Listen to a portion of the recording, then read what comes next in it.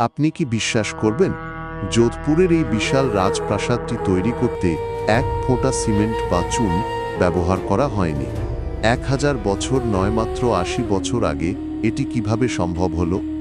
এটি হলো যোধপুরের বিখ্যাত উমেদ ভবন প্যালেস, যা বিশ্বের বৃহত্তম ব্যক্তিগত বাসভবনগুলোর মধ্যে একটি। এই প্রাসাদটি তৈরি করতে কোনো বাইন্ডিং মেটেরিয়াল বা সিমেন্ট ব্যবহার করা হয়নি। পরিবর্তে রাজস্থানী কারিগর ইন্টারলকিং পদ্ধতি ব্যবহার করেছিলেন, যেখানে পাথরগুলোকে একে অপরের খাঁজে এমনভাবে বসানো হয়েছে যে সেগুলোর নড়াচড়া করা অসম্ভব। আশ্চর্যের বিষয় হলো, এই পদ্ধতিতে তৈরি হওয়ার কারণে প্রাসাদের ভেতরে কোনো এসি ছাড়াই সবসময় ঠান্ডা আবহাওয়া থাকে। প্রায় 3000 জন শ্রমিক টানা 15 বছর ধরে এই অসাধ্য সাধন করেছিলেন।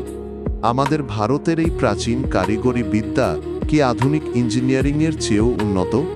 কমেন্টে আপনার মতামত জানান।